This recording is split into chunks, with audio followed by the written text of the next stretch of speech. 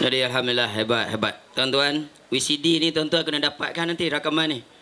Sebab ini pakar motivasi negara Datuk Dr. Fazal Kamsah dalam sesi ni mendoakan untuk sahabatnya berpoligami. Bukan senang tu nak dapat. Sebab biasa si keset-keset yang saya beli, CD-CD dia tak ada cerita poligami. Sampai ke perkit terus jadi isu poligami. Dengan ayalah pun terbabas habis dah ni. Ini mesti ada dia punya ada dia. Dia lebih pada kopi jantan lagi ya. Itulah dia. Jadi alhamdulillah tuan-tuan, kita dah tengok apa yang dah dikupas oleh orang yang memang mahir dalam mengkaji tentang masalah-masalah yang berkaitan dengan apa yang kita bincangkan ni. Jadi antara kita nak mengawal sifat malaikatnya, sifat kita sebagai sifat dalam diri kita ni, ada sifat haiwaniahnya, sifat binatangnya, sifat setannya yang ada pada diri kita, nak fokus kepada sifat jadi hamba Allah. Jadi tu dia tuan-tuan, 3 sifat binatangnya ada, sifat setannya. Kita nak pergi kepada sifat malaikat pun susah. Ya, tapi banyak jatuh kepada sifat binatang, sifat haiwaniah dan jatuh pada sifat setan ya. Jadi nak jadi sekurang-kurang kita dapat kekalkan sifat kita sebagai hamba Allah Subhanahu Wa Taala. Jadi tadi Datuk pun dah hurai panjang dah tentang bagaimana nak membina jati diri remaja kita pada hari ini. Jadi ini sebagai panduan yang amat berguna ya. Baik tuan-tuan muslimin muslimat. Sebelum kita masuk ke round kedua, jadi satu pengumuman lah tuan-tuan. Jadi perkit ni ada tadi Ustaz cerita tadi, bukan cerita 2 saja Ustaz ya. 2 saja. 2 orang isteri tadi cerita. Ini kita 2 buah rumah. Yang di sana remaja perempuan ya. Anak-anak saya remaja perempuan. Yang di sini remaja lelaki. Sini tempat ni. Sana Raudatus Salihah, sini Riyadus Salihin. Jadi di sana dah 3 tahun dah. Alhamdulillah, sekarang ni dah tak dapat menapung 45 orang. Orang minta dalam seminggu permohonan, orang telefon kami nak masukkan anak, kami terpaksa tolak 20 permohonan dalam seminggu. Punya banyaknya masalah rupanya sekarang ni. Ya, tapi tempat dah penuh. Kapasiti kami 35 orang di sana, sekarang dah 46 orang. Ya, dah tak muat dah tuan-tuan. Jadi kami perlu ke tempat yang besar. Itu yang kami target untuk tanah yang 4 ekar yang di Semukis. Untuk kita pindahkan, membina kompleks di sana untuk menempatkan sekurang-kurangnya 100 remaja yang bermasalah. Tapi di sini tuan-tuan, yang remaja lelaki ni, kita dah masuk 27 orang, 28 orang. Ya, anak-anak kita yang kita bina di sini. Semakin membesar perkembangan di sini. Jadi nak buat surau ni, menjelang Ramadan ni tuan-tuan dulu tapak surau tu, tapak dewan musalla kita. Dewan serbaguna, dewan musalla kita. Jadi nak banner tu tuan-tuan. Jadi minta dengan zakat. Jadi puas dah berkempen.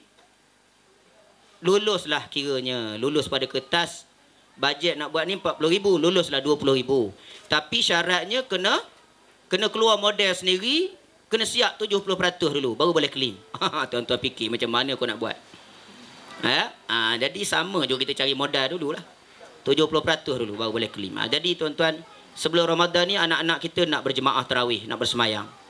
Mak bapak datang, kita buat program pora macam ni, perlu pada tempat yang cantik. Jadi tuan-tuan, saya malam ni saya minta tuan-tuan bantulah saya. Buat kata saya cakap ke YB yang datang rasmi, YB Dusun Tua, saya beritahu miskin-miskin kami pun tumbang lembu, kerbau, jamu orang ramai. Saya pegang pada kata-kata tok guru saya, nak murah rezeki selalu bagi orang makan. Sebab itu saya tuan-tuan datang ke tempat saya, jarang saya tak jamu. Jadi tuan-tuan, atas kemurahan inilah kadang-kadang duit bajet kerajaan tu tak ada bantu saya tuan-tuan. Ada daripada keikhlasan tuan-tuan yang pernah baca bismillah, makan jamuan-jamuan yang kita jamukan ini, yang kita buat majlis-majlis ni, maka itu yang orang tu yang datang kadang-kadang beri sumbangan, ya, bagi zakat dia ya tuan-tuan. Ramadan ni ya, kita nak menyerahkan zakat, bantulah kami tuan-tuan. Kita perlukan sangat dana. Sebulan kos kami 15,000. Collection mak bapak cuma dapat sekitar 5,000, 10,000 saya terpaksa tadah tabung masjid. Ke surau masjid nak menanggung 70 lebih anak saya ni di 2 buah rumah ni. Lambat bayar api je kena potong tuan-tuan. Jadi tolong bantu saya sampai nak nyiapkan surau, tolong bantu. Jadi saya lancarkan derma malam ni. Perkit ni bukan senang tuan-tuan, tapi saya ni saja buat senang tuan-tuan. Kalau saya buat susah sekarang, susah. Semua orang susah hati. Jadi kita nampakkan macam kerana kita ni nak bela anak yang ramai, biar wajah kita nampak kita gembira sentiasa depan anak-anak. Jangan kita nampak ke bermasalah. Sebab nanti anak-anak tahu kita susah, anak-anak tak boleh belajar. Jadi sebab itu depan-depan anak-anak saya tak nak cerita masalah ni tuan-tuan. Tapi depan ibu bapa, depan tuan-tuan semua, saya kena cerita masalah yang kami tanggung. Jadi tuan-tuan, ya, mudah-mudahan derma yang tuan-tuan sumbangkan, ya, sebagai jariah bantu kita dalam kerja ni. Inilah jariah besar untuk saham kita di negeri akhirat nanti insya-Allah. Ya, itulah dia tuan-tuan. Silalah sambil-sambil berderma tu, sambil-sambil kita sama-sama kita memahami tanggungjawab kita menyelamatkan anak-anak kita. Ini anak-anak yang menitis air mata kita tuan-tuan. Semuda 13 tahun, 14 tahun, 15 tahun. Apa yang mereka tahu tuan-tuan? Mereka terlalu mentah. Tetapi tersilap langkah. Teralpa sikit mak bapak akhirnya kecundang. Jadi tuan-tuan, sedih. Saya kalau dengar mak bapak ada yang pensan menangis, cerita tentang anak dia depan saya. Bila dia tahu anak dia telah terjebak, dia menangis pensan, puas berangkat ke kereta tuan-tuan. Itulah rintihan mak bapak yang anak mereka hantar kepada saya. Jadi sebab itu kita sama-sama ya memikul tanggungjawab ni. Kepada Ustaz Farhan Abdullah Al-Hafiz berkaitan dengan peranan kita. Kita dah nampak gambaran tadi. Sekarang ini masyarakat kita berada dalam situasi nafsi-nafsi lah Ustaz. Orang tua-tua kita dulu, anak aku dalam rumah, bila dah keluar rumah dah jadi anak engkau. Sebab jiran kita nampak apa anak kita buat. Lepas tu masuk dalam masyarakat dah jadi anak kita. Dulu masyarakat sebelum mereka. Tapi dah 50 tahun merdeka ni, tiba-tiba kita dah jadi anak aku, anak aku, anak engkau, anak engkau. Kubu lain-lain. Jangan sibuk jaga tepi kain orang. Tidak dikatakan seorang itu beriman sehingga dia mengasih kepada saudara dia lebih daripada dia kasih pada dirinya sendiri. Tapi adakah benda tu kita amalkan? Jadi silakan Al-Fadhil Ustaz cuba kupaskan perkara yang berkaitan dengan peranan masyarakat kita. Silakan. Terima kasih kepada Ustaz Masih, dua rakan independent, muslimin muslimat rahimakumullah. Tentang persoalan dikemukakan oleh Al-Fadhil Ustaz Masih tadi, mengingatkan saya di zaman silam saya dulu. Saya ketika di zaman itu dalam agama jahiliah, agama Kristian. Jadi dalam gerakan kristianisasi di Malaysia, yang mana saya pernah jadi ketua kepada gerakan pemuda-pemudi Kristian yang berpusat di Lawas, iaitu di sempadan di antara Sabah Sarawak di Bario, Helikopter jatuh. Dan saya pernah dilatih menjadi pandai Kristian selama 2 tahun daripada gerakan penginjilan sidang di Surabaya dan Bandung di Indonesia. Baik, kembali daripada pengajian, saya terlibat dalam memusuhi Islam. Yang mana saya pegang Al-Quran, saya kaji Al-Quran untuk merosakkan Islam dengan menggunakan, mempelajari Islam itu sendiri. Oleh sebab tu, apa yang saya dapat di zaman itu ialah daripada berbagai mazhab dan Kristian ni, apabila menyebut tentang Islam, kebencian mereka, walaupun Protestan tak ngam dengan mazhab Roman Katolik, walaupun Ortodok dia tak seia dengan Protestan, walaupun mazhab-mazhab yang kecil agama Kristian, tapi bila cakap nak lawan, nak musuh orang Islam, kami boleh bersatu di zaman itu. Oleh sebab itulah saya nak nyatakan dalam buku saya ni, saya sering guna buku ni kerana buku ni adalah pertama kali saya tulis, saya orang menulis di Malaysia.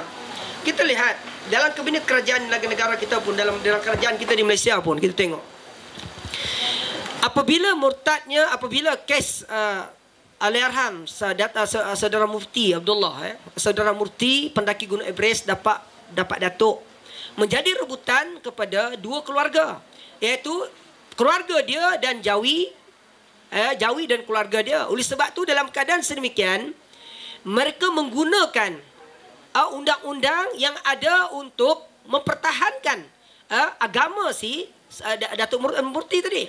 Dan apabila dalam keadaan sedemikian, mereka telah mengganggu-gugat artikel 121. Oleh sebab rintitan daripada kes ini, 9 ahli parlimen menghantar memorandum yang sungguh biadab dan kurang hajar kepada PM kita. Oleh sebab itu saya kata, siapa dia Datuk Bernard Giluk Dempok? Minta maaf Datuk, saya bukan ekstrim tidak Datuk. Ini kenyataan ya, kita ni sama-sama Islam. Siapa dia Datuk Bernard Giluk Dempok? Dia ni adalah mengganti tempat Datuk Zul Fakir Keritingan dalam situs gereja ASEAN. Baik, siapa dia Islami Bilu?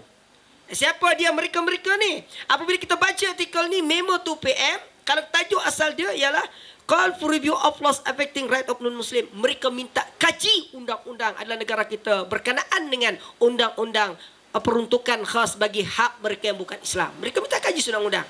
Oleh sebab itu mereka boleh bersatu. Tetapi yang malangnya hari ini saya merasa sedih. Bukan semua Datuk yang minta maaf Datuk.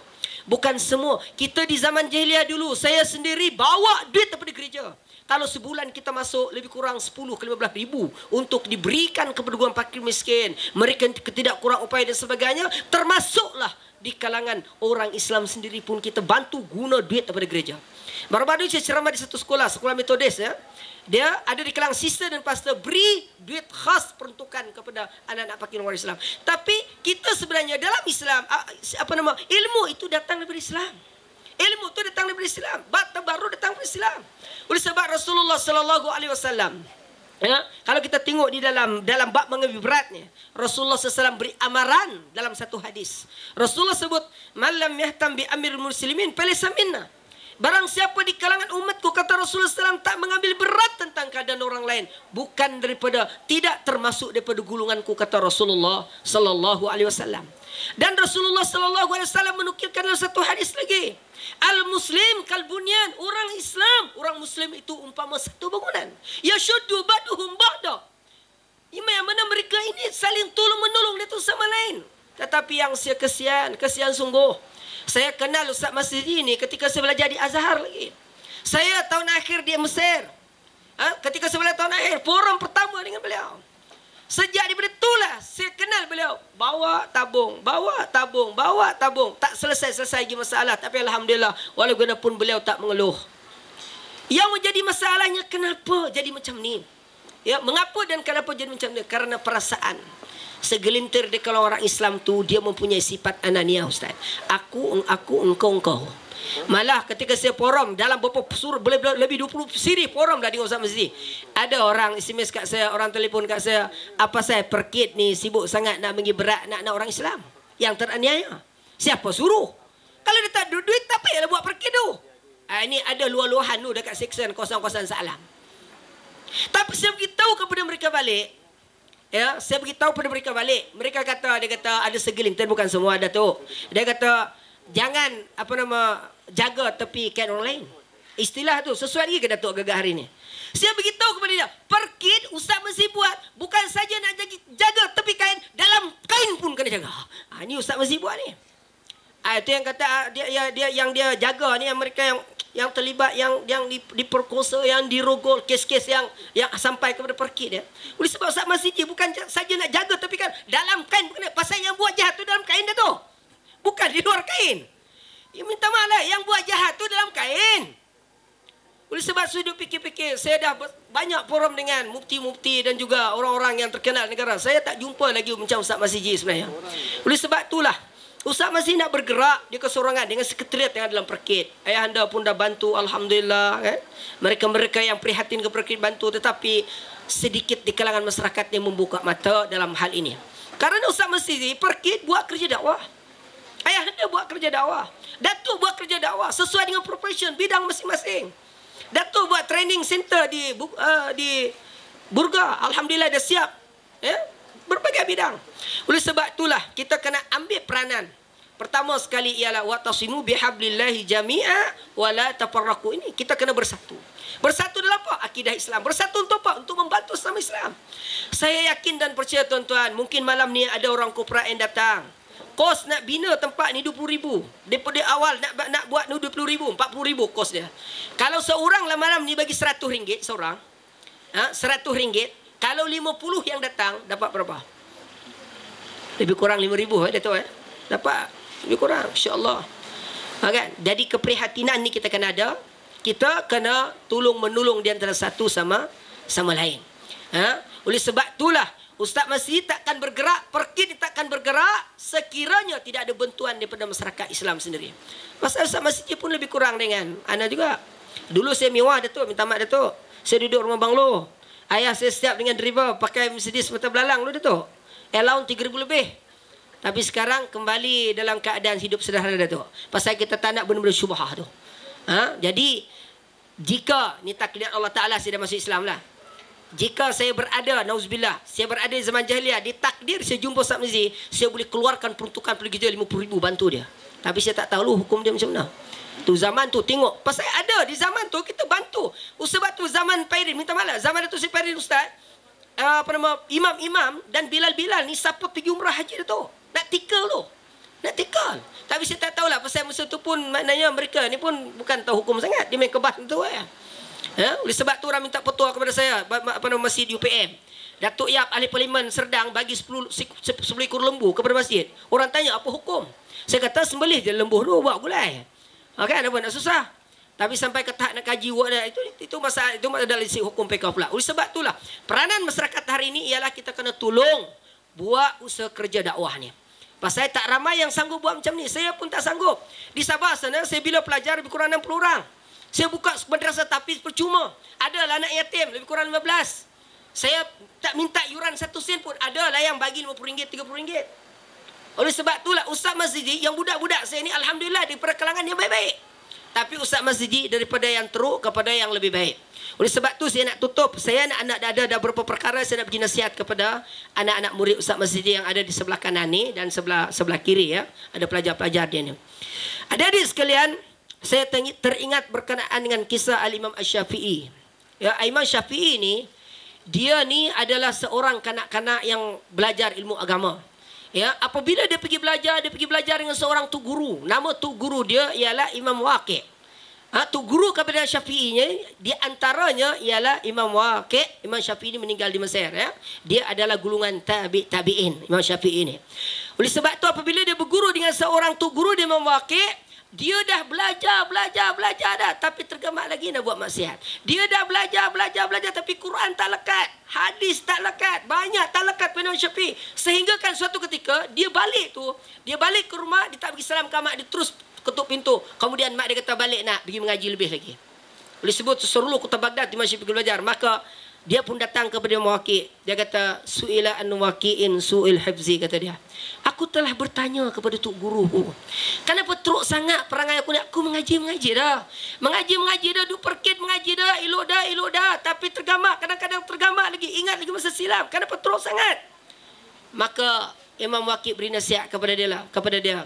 Su'ila an waqi'in su'il hifzi. Aku jumpa dengan guruku betul-betul teruknya perangai. Betul-betul lemahnya. Aku menuntut ilmu ni. Aku tak dapat ilmu-ilmu betul guruku. Maka Pak akhbarani, kata Imam Syafi'i, maka tu guruku pesan kepadaku tentang 6 perkara, dia kata.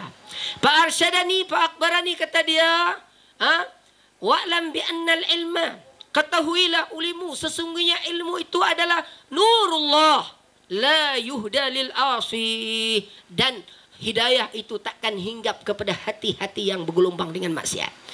Maka tu guru dia tadi bagi nasihat. Yang pertama sekali, Imam Waqi' bagi nasihat, kalau engkau nak dapat ilmu ni, kau nak dapat, dia sambung lagi, lan tanallal ilma illa bisitatin, tak dapat hidayah, tak dapat ilmu itu, tak dapat kejayaan itu, tak dapat daripada maksiat kepada taat itu, melainkan 6 perkara. Pertama sekali zakaun, dalam apa urusan pun dia kena cerdik. Kena cerdik. Yang kedua, mujtahidun, dia kena bersungguh-sungguh. Bersungguh-sungguh untuk islah, nak jadi baik. Masyarakat yang tidak terlibat dengan dakwah, dia pun berusaha kena buat kerja dakwah. Daripada sifat bakhil, dia kena impak. Daripada tak prihatin tentang orang lain, kalau daripada orang lain, ini semua datang. Dia kena sungguh, kena buat. Kemudian yang ketiga, bulgatun, dia mesti mempunyai sumber dana kewangan sendiri. Macam mana nak mengimpak pada orang lain kalau tak ada dana, tuan-tuan? Oleh sebab itu kita pun kena berusaha. Yang keempat, suhbatul ustaz, kita kena hormat tuk guru yang membimbing kita. Ni anak-anak murid sekalian ni, jangan sampai berlaku seperti mana Ustaz sebut, apabila keluar, ada yang keluar dari sini, mak bapak pula serang dia balik. Itu namanya, umpama kera diberi bunga, kera tu campak bunga tu. Seolah tak menghargai. Jadi di antara keberkatannya, ialah kena suhbatul ustaz, kena hormat kepada tuk guru, ustaz-ustazah yang mengajar kita. Yang kelima, hirsun. Hirsun ni tamak. Dia tamak kepada ilmu. Saya, tuan-tuan, minta maaf lah, walaupun saya balik pada Azhar. Ya, saya masuk Islam di kurang 17 tahun yang lepas ya. Saya balik pada Azhar Mesir, habis biar honors, balik sambung master. Kalau sambung di American Open di Azhar, boleh sambung. Bayar sebanyak $1,000 US. Boleh sambung, tapi segelintir pensyarah gulungan mulhid dia mengaji di Amerika. Oleh sebab itulah Saya belajar, sambung belajar sikit, sambung peringkat master pun saya rasa diri saya macam budak tadika. Jadi kena ada semangat, hirsun, tamak kepada ilmu, kepada anak-anak didik kita ni. Kemudian yang akhir sekali ialah tulu zaman, kena panjang masa. Keluar daripada perkit, cari lagi tempat yang lain untuk islah. Cari lagi tempat lain yang untuk menimbul lebih banyak lagi untuk memperbaiki diri.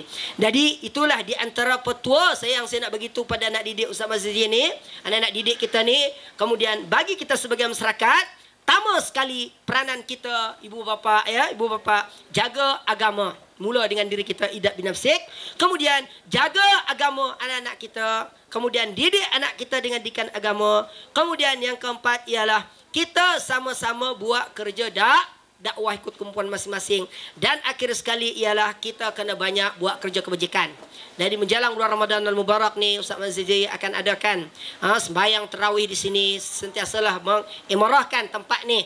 Kita doakan pertama sekali insya-Allah akan dibubuh tail ataupun sekurang-kurangnya kapit.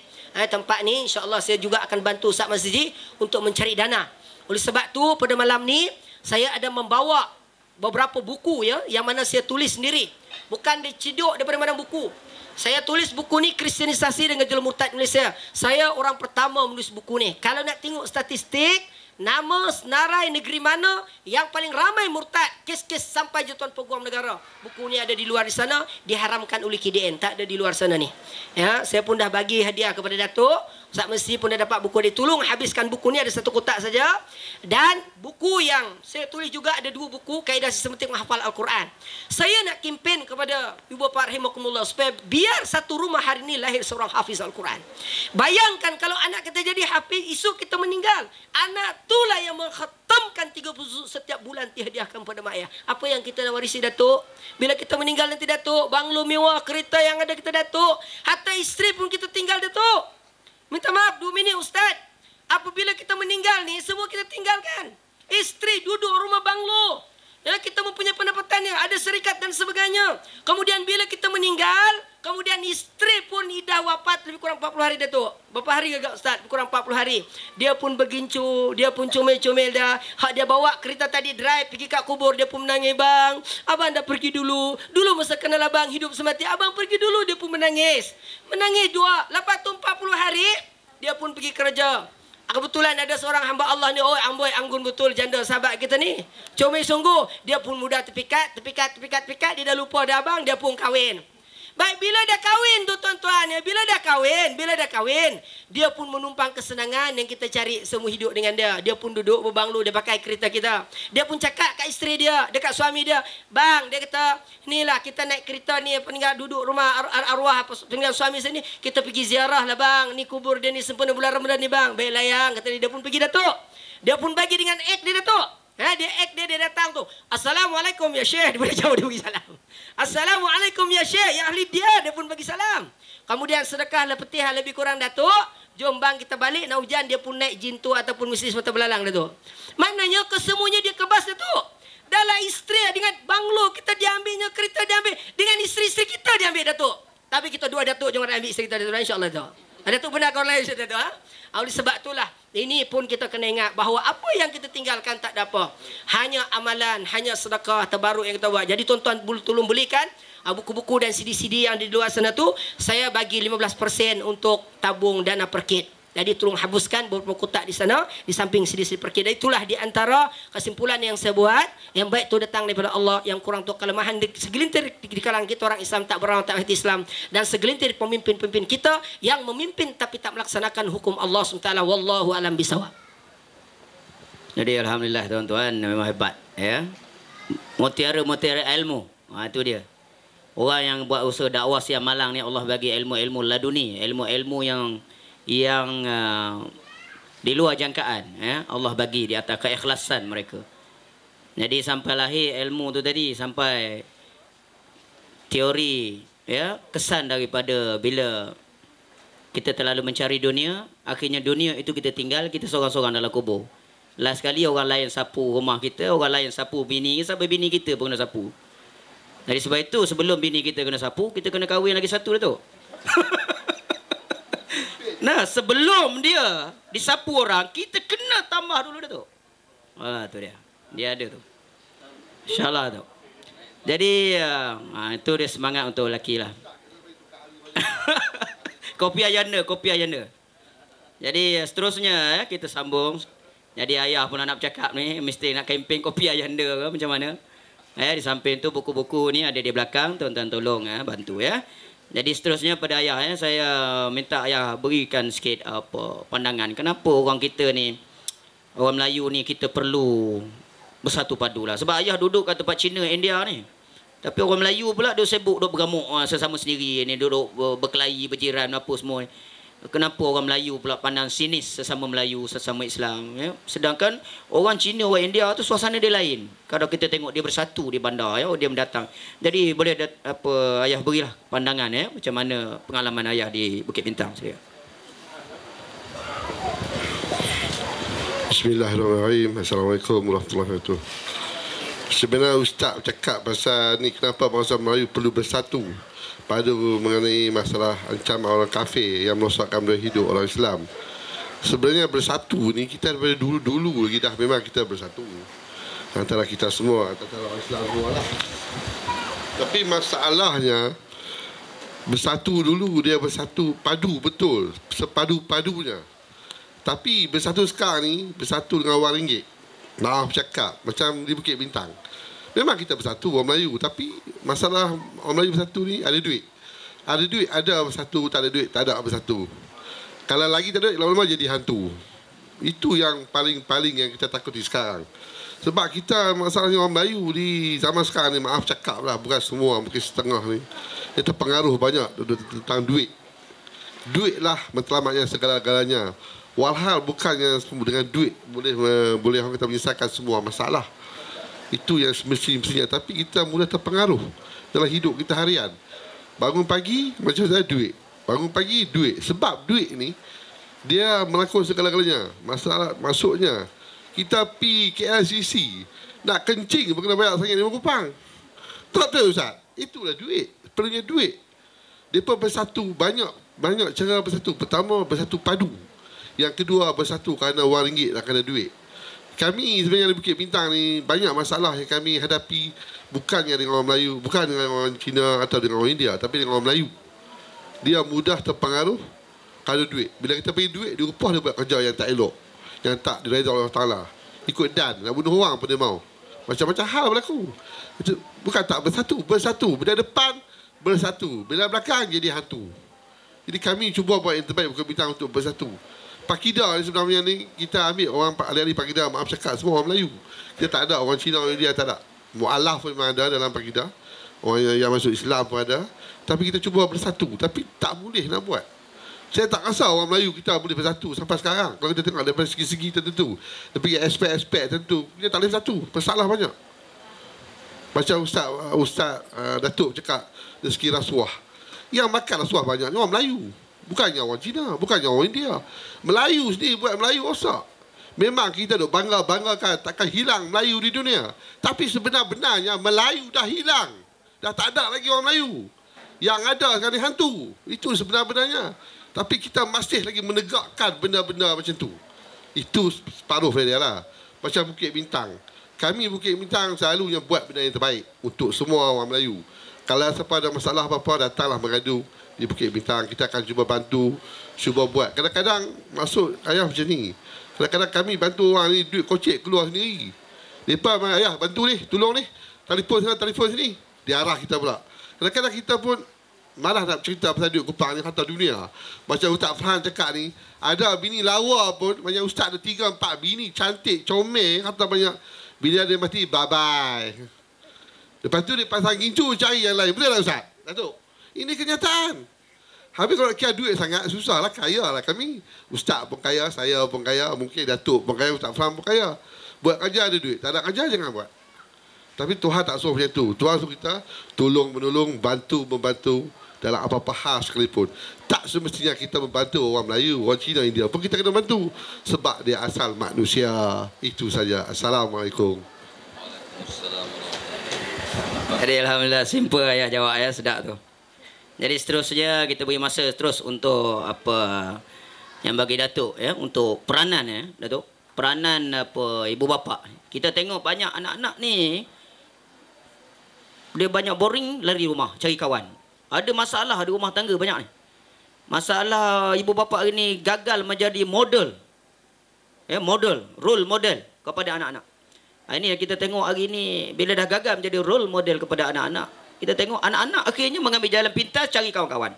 Kawan, kalau kawan yang baik, alhamdulillah. Kawan yang tak baik, yang jahat, akhirnya anak-anak terjebak. Ini Datuk minta kita, sebab kebanyakan ni ada ibu bapa yang hadir dan kita semua ada anak, saya pun ada anak. Jadi kita nak minta Datuk berikan petua-petua, panduan-panduan kepada kita, seterusnya menggulung terus kita punya forum kita. Sila Datuk. Bismillahirrahmanirrahim. Assalamualaikum warahmatullahi wabarakatuh. Terima kasih Ustaz Mazrizi, Ustaz Farhan, ya, Ayalan, tuan-tuan dan puan-puan, adik-adik, anak-anak yang dirahmati Allah yang saya muliakan. Baik. Terus, ya, tak ada buang masa. Ikut kajian di Selangor tahun 2005. 95% remaja bermasalah datang dari keluarga yang porak-peranda, keluarga yang tidak harmonis. Kajian di negeri Selangor. 95% remaja bermasalah datang dari keluarga yang tak aman damai, tidak harmonis. So, itu hakikat di Selangor. Maaf ya, ini hasil kajian tahun 2005, 2 tahun lepas. So, jadi apa nak buat?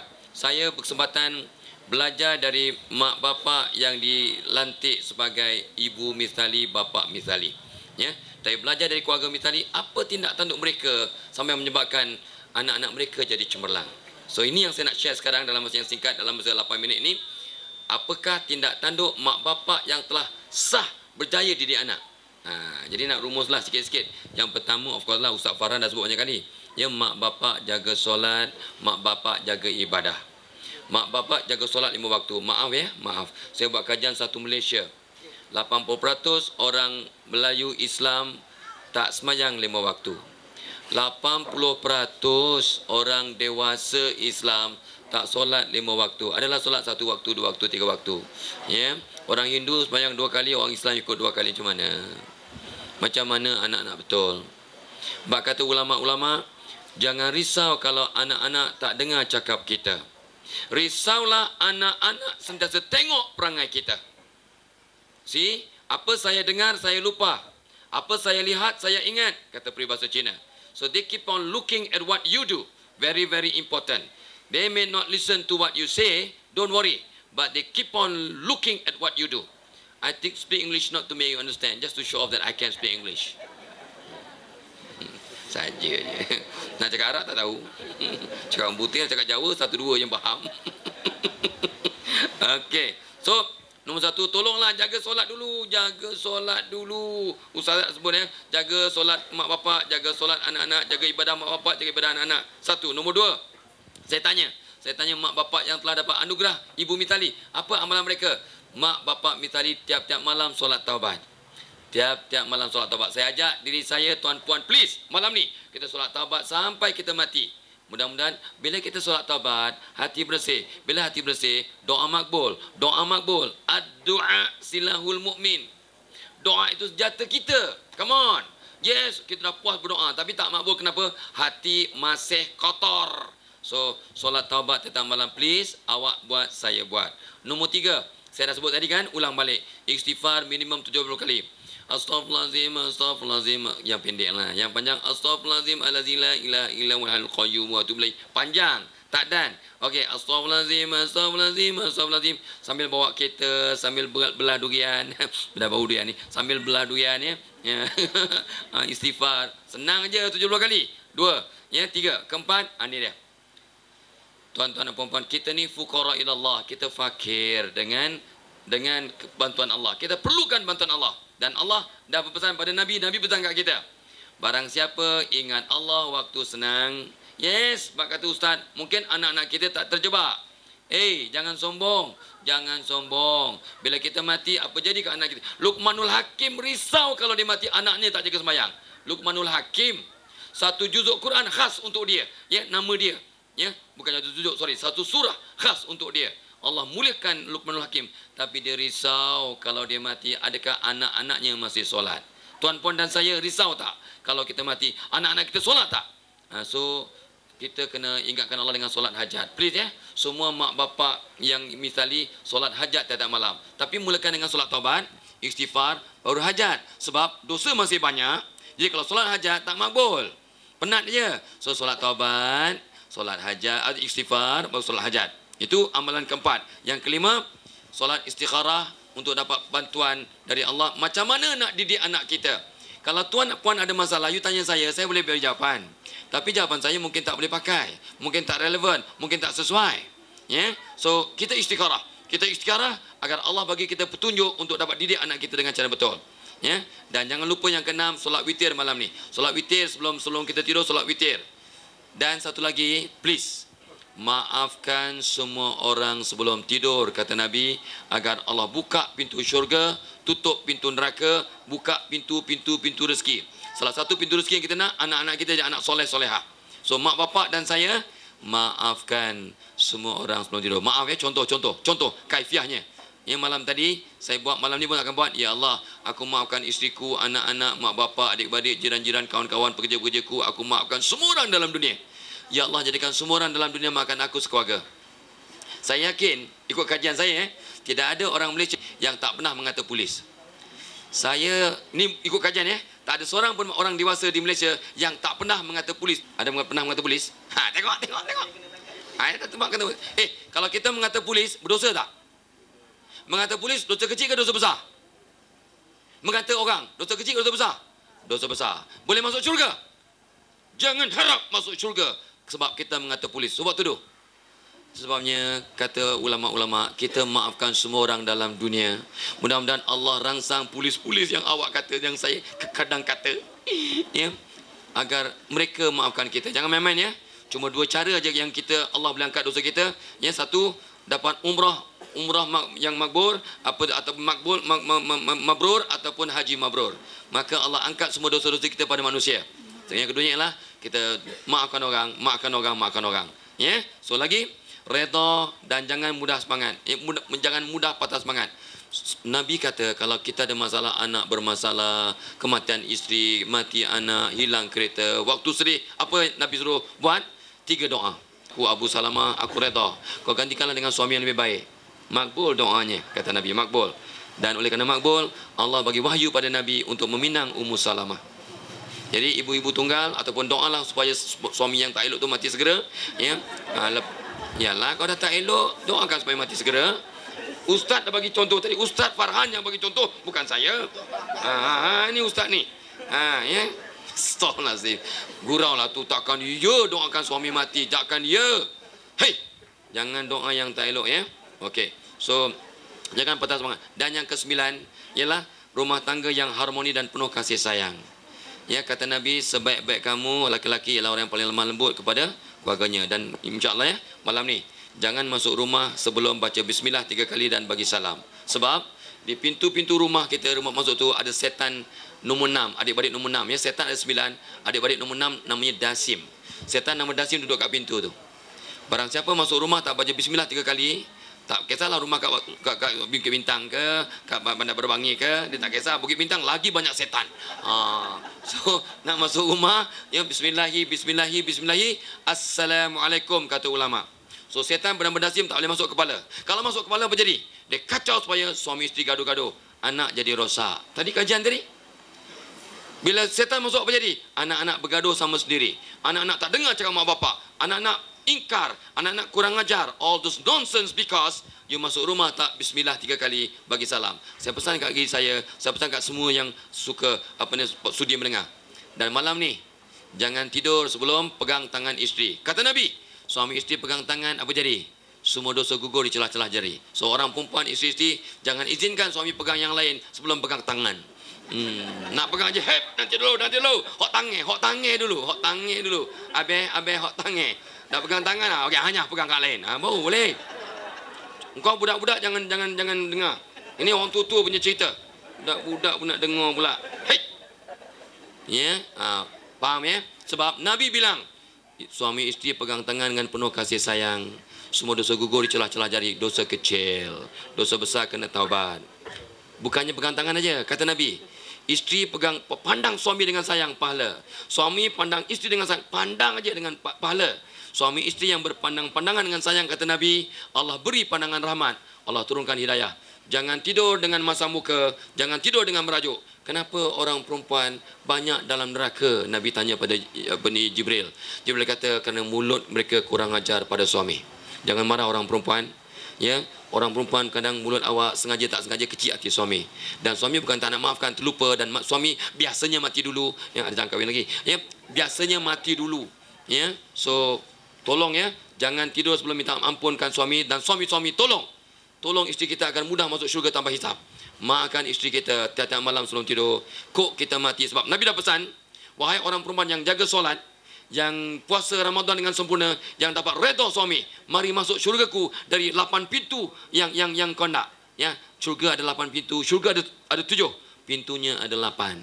Dan ini khas untuk orang perempuan yang jaga solat, jaga puasa dan dapat redha dari suami. So tolong ya, pamerkan kasih sayang, bermaafan, didik anak dengan cemerlang. Yang penting juga saya tanya ulama, kenapa mak bapak jaga sembahyang, anak kurang ajar, anak berzina, anak judi, anak masalah sosial, zakat tak bayar.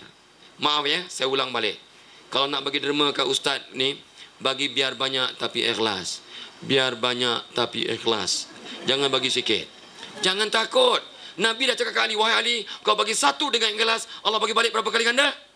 10 kali ganda. Confirm betul. Yakinlah. Bagi 100 dapat 1000. Dalam bentuk-bentuk yang kita tak tahu. Janganlah pula, aku bagi 1 ni, aku tunggu dapat tak 1000. Memanglah goblok. Memang tak dapat. Memang tak dapat. Dapat anak baik berapa nilainya? Isteri solehah berapa nilainya? Suami soleh berapa nilainya? Isteri bagi sign borang tanam semula berapa nilainya? Borang tanam semula tu.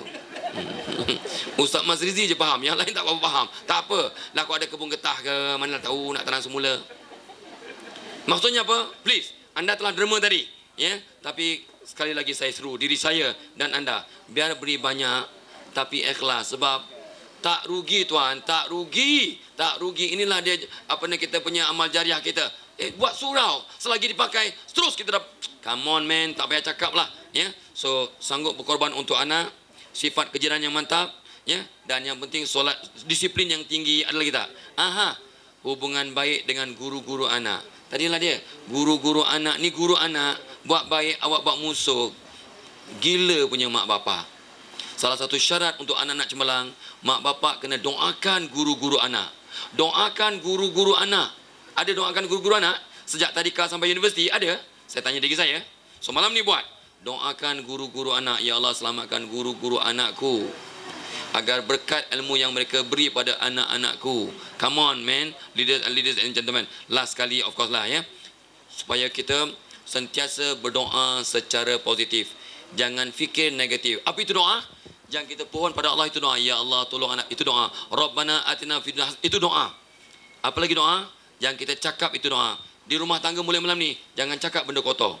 Kenapa ni bodoh? Apa awak hang ni bengak, ketegak sangat? Awak hang bodoh ke bahlul? Jangan sebut perkataan yang tak elok. Mak bapak cakap itu doa. Jangan fikir yang tak elok. Anak aku ni mungkin jahat, anak aku ni mungkin degil. Jangan fikir, sebab fikir itu doa. Nabi bersabda, Allah berfirman, aku, kata Allah, bertindak seperti mana yang difikirkan oleh hamba-Ku. Jangan fikir yang bukan-bukan.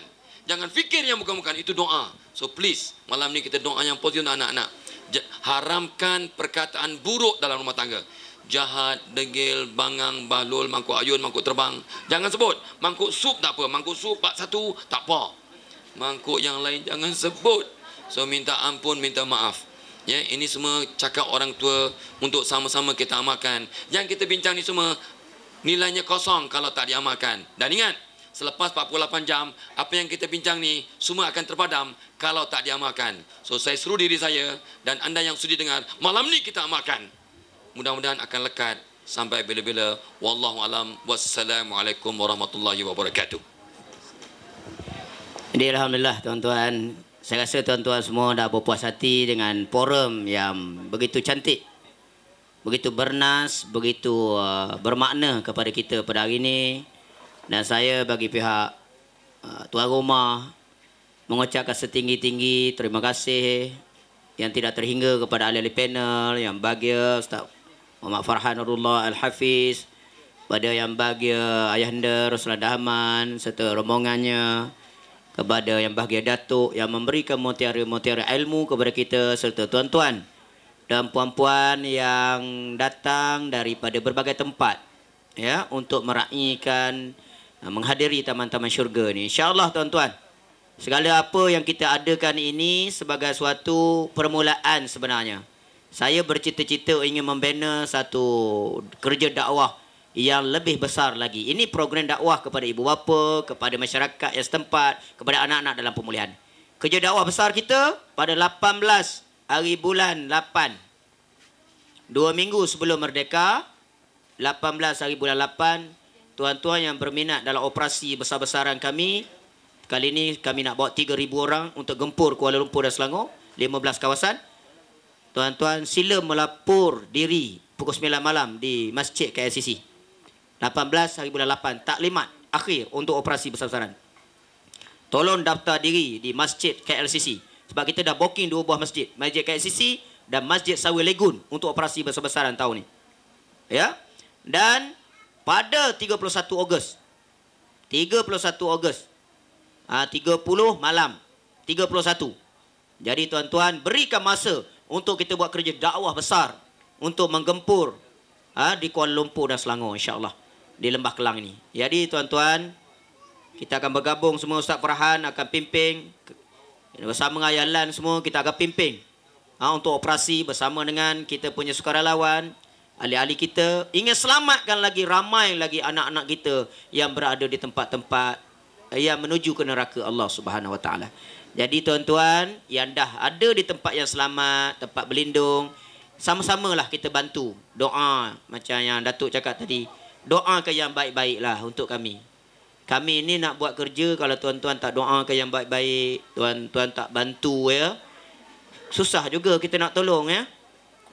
Kita nak tolong. Jadi bila tuan-tuan doa dengan baik-baik, hormat kita dengan cara yang baik, kita pun nak tolong, bertambahlah ikhlasnya ya. Lagilah tuan-tuan pula bantu ringankan beban kita menyumbang apa yang Datuk cakap tadi. Beri banyak asalkan ikhlas ya. Beri banyak biar ikhlas. Kalau beri sikit pun tak ikhlas nak buat apa? Beri banyak tapi biar ikhlas. Sebab kerja yang kita buat ini dia tidak berkubur. Macam mana kita beli kereta ke beli apa tak. Yang ini dia bawa sampai kita dalam kubur, besok dia akan tolong kita. Selagi orang bersemayang, selagi orang bertaubat, selagi orang berzikir, selagi orang membaca Quran, tuan-tuan, mengalir pahala tu kepada kita semua ya. Jadi inilah dia.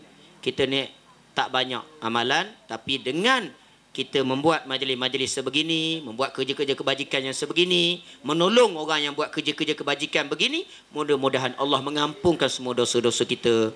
Allah semua nanti akan redha kepada kita, kasih kepada kita, dan kita semua akan dihimpun di dalam syurga Allah yang kekal abadi di negeri akhirat nanti, insya-Allah. Jadi saya rasa itu saja untuk forum kita pada malam ini. Sekali lagi saya ucapkan ribuan terima kasih. Sehingga kita bertemu lagi. Wallahu alam. Saya pohon riba ampun dan maaf kalau ada sebarang kekurangan. Sebab selepas ni ada agenda majlis lagi. Tuan-tuan jangan balik sebab kita nak makan lagi lepas pada ni. InsyaAllah lepas tu ada sesi bergambar lagi. InsyaAllah. Ya. Jadi saya sudahi dulu dengan wabillahi taufiq wal hidayah. Wassalamualaikum warahmatullahi wabarakatuh.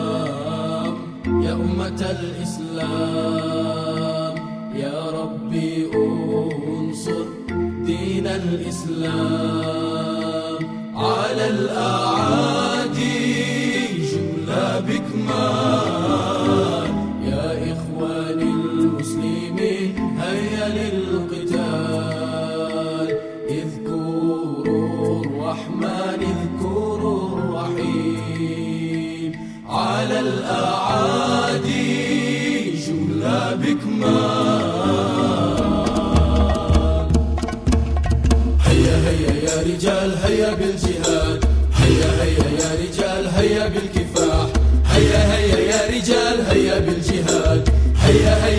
رجال هيا بالكفاح، هيا هيا يا رجال هيا بالجهاد، هيا هيا يا رجال هيا بالكفاح، هيا هيا يا رجال هيا بالجهاد، هيا هيا يا رجال هيا بالكفاح. عيش عزيزا أمت شهيدا، عيش عزيزا أمت شهيدا ولا تبالي للعدو. عيش عزيزا أمت شهيدا، عيش عزيزا أمت شهيدا ولا تبالي للعدو، ولا تبالي للعدو. الله أكبر الله أكبر الله أكبر هيا بالجهاد. الله أكبر الله أكبر الله أكبر هيا بالجهاد. عيش عزيزا أمت شهيدا، عيش عزيزا أمت شهيدا ولا تبالي للعدو. عيش عزيزا أمت شهيدا، عيش عزيزا أمت شهيدا ولا تبالي للعدو، ولا تبالي للعدو. الله أكبر الله أكبر الله أكبر هيا بالجهاد. الله أكبر الله أكبر الله أكبر هيا بالجهاد. الله أكبر الله أكبر الله أكبر هيا بالجهاد.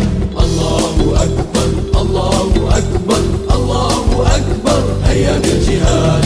هيا هيا يا رجال هيا بالجهاد، هيا هيا يا رجال هيا بالكفاح، هيا هيا يا رجال هيا بالجهاد، هيا هيا يا رجال هيا بالكفاح، هيا هيا يا رجال هيا بالجهاد، هيا هيا يا رجال هيا بالكفاح، هيا هيا يا رجال هيا بالجهاد، هيا هيا يا رجال هيا بالكفاح.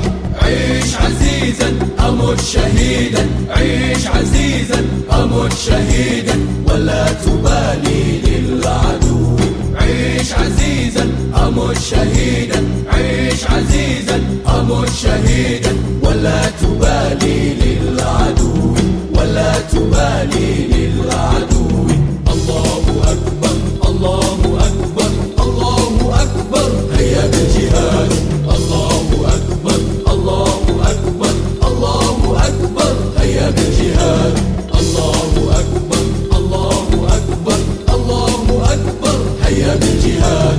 الله أكبر الله أكبر الله أكبر.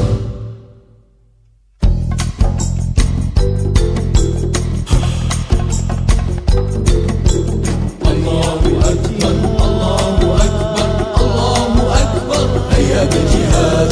الله أكبر الله أكبر الله أكبر هيا بالجهاد.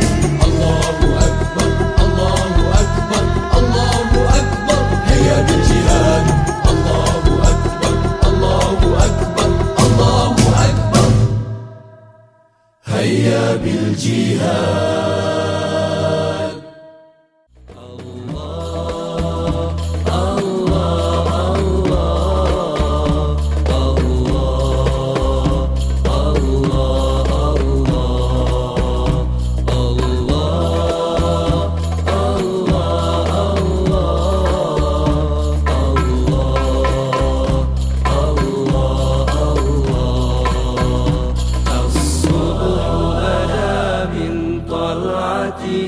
والليل دجى من وفرته.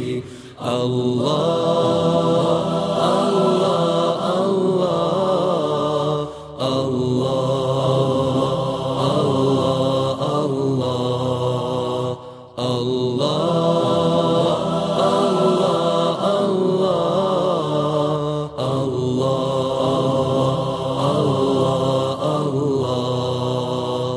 Allah